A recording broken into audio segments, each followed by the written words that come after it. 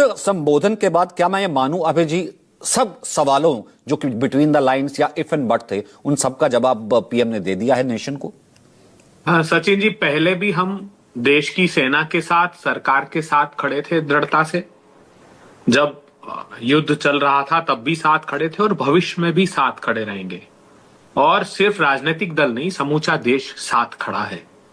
मगर देश की जनता ने एक नैतिक दायित्व भी दिया है हमको कि आप सरकार से सवाल करिए। और मैं मानता हूं कि जो सरकार सवाल और आलोचना से डरती हो वो आतंकवाद से नहीं लड़ सकती, इसलिए मेरी सरकार भी सवालों से नहीं डरती है। मैं पूरे आत्मविश्वास के साथ कहता हूं। अभी प्रधानमंत्री जी का जो वक्तव्य आपने सुनाया है, प्रधानमंत्री जी ने कहा कि अगर पाकिस्तान से बात होगी तो पीओके पर होगी और आतंकवाद पर होगी।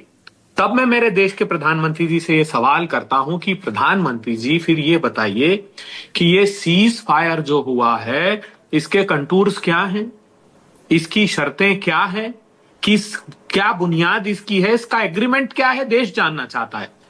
अगर तो इसका बेसिस ये डोनाल्ड ट्रंप साहब का ट्वीट है जो वो खुद कह रहे हैं, इसका आशय ये होता है कि वो, मुझे हिंदी में उसका तर्जुमा बताता हूं, मुझे भारत और पाकिस्तान के मजबूत और अड़िग नेतृत्व पर गर्व है कि उन्होंने समझदारी, बुद्धिमत्ता और साहस दिखाते हुए ये निर्णय लिया।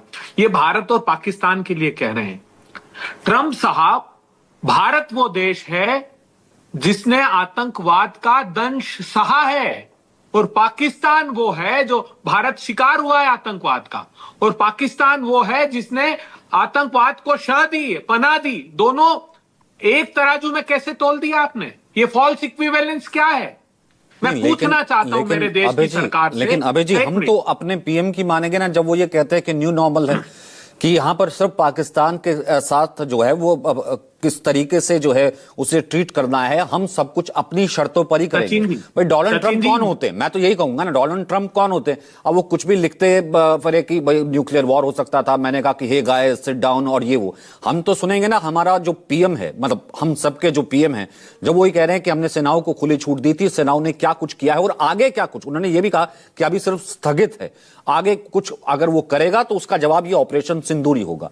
तो मैं अपने देश के प्रधानमंत्री से तो पूछ रहा हूं, मैं तो कह ही नहीं रहा हूं।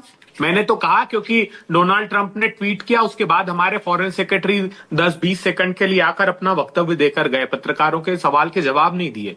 तब मैं आज अपने प्रधानमंत्री से, जब 8 बजे उन्होंने वक्तव्य दिया, एक वक्तव्य दिया था एक राजनीतिक रैली में बिहार की और एक आज दिया है, तब मैं पूछ रहा हूं प्रधानमंत्री जी, मुझे बता दीजिए कि जो आपने सीज फायर किया है वो एग्रीमेंट का कोई कंटूर्स हैं, कोई किस शर्त पर? आप कह रहे हैं वहां, आज तो प्रधानमंत्री जी कह रहे हैं कि वो जब तक उनका इंफ्रास्ट्रक्चर नहीं आप खत्म करोगे तो ये सीज फायर तो जब ही करना था जब ये कहता पाकिस्तान, लिख कर देता कि हाँ मैं अपने जो आतंकी ठिकाने मेरे यहाँ हैं, जहां वो कह रहे थे ना अभय जी, वो कह रहे थे। ठीक है, मैं इसका जवाब शाजिया से ले लेता हूँ, लेकिन सुन लीजिए ना, एक आखिरी बात और, प्रधानमंत्री जी ने एक शब्द और कहा कि blood and water can not flow together. मैं इंटरनेशनल उस संधि को पढ़ रहा था, उसमें कहीं भी अस्थायी रूप से स्थगित करने का कोई प्रोविजन नहीं है। या तो वो निलंबित होगी या टर्मिनेट होगी। ये अस्थायी स्थगित करके कोई पैसे छोड़ के रखा है क्या हमने?